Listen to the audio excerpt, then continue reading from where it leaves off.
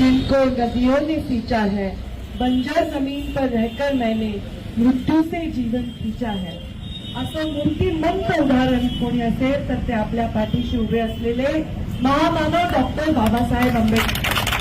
भारतरत्न म्हणण्यासाठी ज्यांना अत्यंत अभिमान वाटतो असे महामानव बाबासाहेब आंबेडकर, जे आमच्या मागे ज्यांची प्रतिमा आहे, ज्यामुळे कारण आहे, त्यांच्यामुळे आज वंचित आणि अत्यंत कष्ट करणाऱ्या समाजाला मुख्य प्रवाहात येण्याची संधी मिळाली आहे.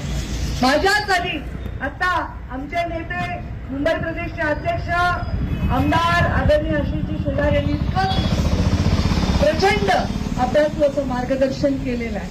माझ्या मागे बसलेले आहेत आमदार मिहिर कोटेचाजी, या जिल्ह्याचे अध्यक्ष रायजी, आता मार्गदर्शन केलं कांबळेजी, आमचे ज्येष्ठ नेते प्रकाश मेहताजी, इथे उपस्थित सर्व आलेले, या रमाबाई आंबेडकरच्या आजूबाजूला आलेले सर्व, या आंदोलनात सहभागी होत असलेले सर्व बांधव आणि भगिनींनो.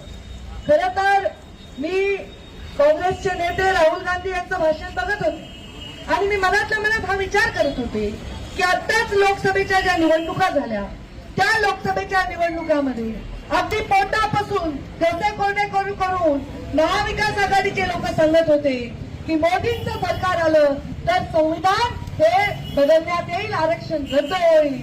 आता माझा त्यांना सवाल आहे, तुमच्या नेत्यांनी बाहेरच्या देशात जाऊन आपल्या देशाविषयी, आपल्या देशाच्या वंचितांविषयी, पीडितांविषयी, दलितांविषयी उद्गार काढले, त्यांचं भविष्य संपवण्याची भाषा केली आहे.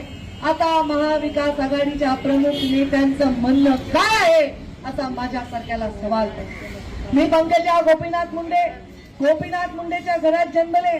मी काय गरीब घरात जन्मले नाही, पण माझ्या बापांनी गरिबी पाहिलेली आहे, वंचितता पाहिलेली आहे.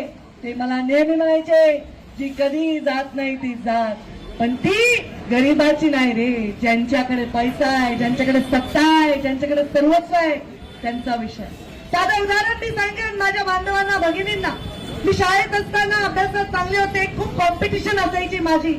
एक मुलगी दुसऱ्या शाळेच्या शाखेमध्ये असायची आणि तिची माझी कॉम्पिटिशन असायची.